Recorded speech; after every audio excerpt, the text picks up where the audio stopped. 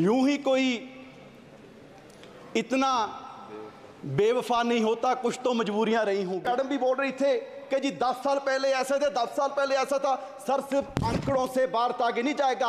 अगर पूरी दुनिया में भारत की पोजीशन देखनी है तो हैप्पीनेस इंडेक्स में हम 2016 में 118वें नंबर पर थे और अब 126वें नंबर पर चले गए।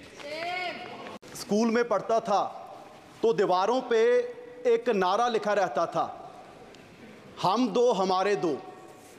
और पूरे देश के लोग जानते हैं कि पिछले 10 साल 2 साहब की सरकार चल रही थी। अब उन 2 साहब के कंधों पर और 2 लोग बैठ गए हैं और वो पुराना नारा पूरी तरह फिट हो गया कि हम दो हमारे दो। सभापति जी, चलो ये तो पुराना नारा है, एक नया नारा इस सरकार का, सबका साथ सबका विकास। लेकिन मुझे लगता है कि वो नारा भी 2 का विकास बाकी सबका सत्यानाश इस बजट में सारा कुछ दर्शाया जा रहा है। सभापति जी, जिस दिन इलेक्शन का रिजल्ट आ रहा था तो स्वाभाविक है सारे लोग अपना देख रहे थे और पूरे देश का भी देख रहे थे कि क्या बन रहा है, किसकी सरकार बन रही है। और जब बीजेपी की सुई 230 और 40 के बीच अटकी हुई थी तो हम सोच रहे थे कि 5-10 और कम हो जाएं और कम हो जाएं। लेकिन अब मैं कहता हूं भगवान का शुक्र है कि आपकी 240 आ गई। अगर 5-10 और कम हो जाती, पता नहीं बाबूजी नायडू जी के साथ कोई और बाबूजी आ जाते और इस वजह से और शिक्षा का, स्वास्थ्य का, मनरेगा का और किसानों का बजट और कम हो जाता। मैं समझता हूं कि पिछले 77 वर्ष से इतना मजबूरी बस बजट किसी सरकार ने नहीं पेश किया होगा जितना इस बार एनडीए सरकार ने बजट पेश किया है। मैं समझता हूं कि ऐसे नहीं कि हमारे जितने विपक्ष के साथी हैं वो बहुत खुश होंगे इस बजट से, क्योंकि हरियाणा वाले हैं, महाराष्ट्र वाले हैं, उनके वहाँ तो इलेक्शन भी है। लेकिन मैं उनको कहना चाहता हूँ कि आप सरकार की मजबूरी समझिए। यूं ही कोई इतना बेवफा नहीं होता, कुछ तो मजबूरियां रही होंगी और मजबूरी सिर्फ यही है कि वो सत्ता वाली कुर्सी बचानी है और उसके लिए कुछ भी करना पड़ जाए। और उसके लिए आपने अपने बजट में जो 4 बातों का जिक्र किया है कि युवा का, किसान का, महिलाओं का, गरीबों का ख्याल इस बजट में रखा गया है। तो सभापति जी, किसानों से वादा किया गया था कि 2 गुना उनकी आमदनी करेंगे, एमएसपी का वादा किया गया, लेकिन बड़े दुख की बात है कि इसमें 27% फर्टिलाइजर पे सब्सिडी कम करके उन किसानों पर नया वोट पाने का काम किया गया और उनकी आमदनी और कम कर दी गई। क्या आपने कहा कि गरीबों की सरकार है और गरीबों को सबसे बड़ा बेनिफिट पूरे देश भर में अगर मिल रहा था तो मनरेगा से मिल रहा था और उसका भी बजट कम कर दिया। और उसमें जो महिलाओं की बात इसमें की गई है, सबसे ज्यादा महिलाएं ग्रामीण क्षेत्र से, अगर कहीं से उनको इनकम है तो मनरेगा से है। तो बड़ी शर्म की बात है, आपने ना गरीबों को छोड़ा ना महिलाओं को छोड़ा। और उसके बाद युवा की बात की गई।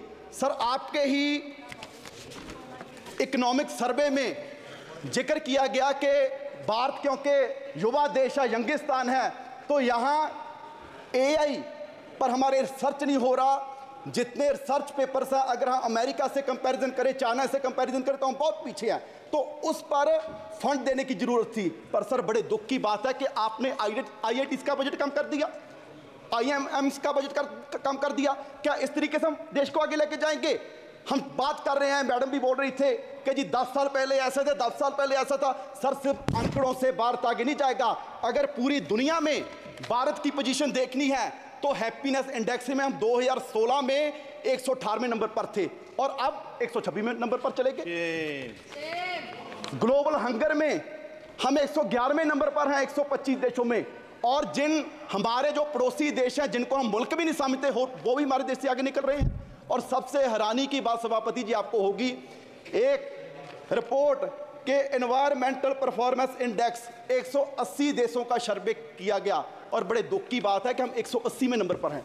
एक देश भी हमसे पीछे नहीं और हम कह रहे हैं कि जी हम विश्व गुरु बनेंगे। सर, सिर्फ बातों से विश्व गुरु नहीं बनेंगे। पूरे देश के हालात ये हैं कि 140 करोड़ की पॉपुलेशन में सिर्फ 4.25 करोड़ लोग हैं जिनकी सैलरी, जिनकी कमाई महीने की 25,000 से ज़्यादा है, आप सोचिए जिनकी 25,000 से महीने की सैलरी कम है, क्या वो किस तरह का कोई सम्मानजनक जीवन को व्यतीत कर रहे होंगे। यहाँ पर माननीय वित्त मंत्री जी ने बड़े गर्व से कितने बार पता नहीं कहा कि जी 85 करोड़ लोगों को हम राशन दे रहे हैं, 85 करोड़ लोगों को राशन दे रहे हैं। ये कोई गर्व की बात नहीं, मुझे लगता है कि सरकार के लिए शर्म की बात है कि पिछले 10 साल में आप 85 करोड़ लोगों को गरीबी से बाहर निकाल पाए और आप इसकी चीज को बड़े गर्व से बता रहे हैं। बैजा। और सर ऐसे देश आगे नहीं बढ़ेगा। और सर अगर मैं लास्ट में अपने क्षेत्र पंजाब की बात करूं, क्योंकि सर वैसे तो किसी प्रदेश का ध्यान नहीं रखा गया, अगर मैं पंजाब की बात करूं सर, फ्लड्स के लिए बजट आपने लॉट किया। आपने कहा जी असम में फ्लड्स आए, बिहार में फ्लड्स आए, उत्तराखंड में फ्लड्स आए, हिमाचल में फ्लड्स आए। क्या सर पंजाब देश का हिस्सा नहीं है? जो बारिश उत्तराखंड में हुई, हिमाचल में हुई, क्या वो पहाड़ों में रुक जाएगी? वो सारी बारिश का पानी पंजाब में आया और 1680 करोड़ का नुकसान पंजाब का हुआ। सर मैं उस समय इरिगेशन मिनिस्टर था, मैं तरन तारण गया, मैं कपूरथला गया, मोहाली गया, रोपड़ गया और हमारे वहां सर क्षेत्र में ऐसा माहौल बन गया कि 3-3 फुट मिट्टी चढ़ गई और वहां मैं दावे से कह सकता हूं कि अगले 20 साल भी वहां खेती नहीं हो सकती। और सर 2 मिनट और सर मैं पंजाब के पॉइंट ऑफ व्यू से कहूं, इतनी नफरत पंजाब से क्यों है?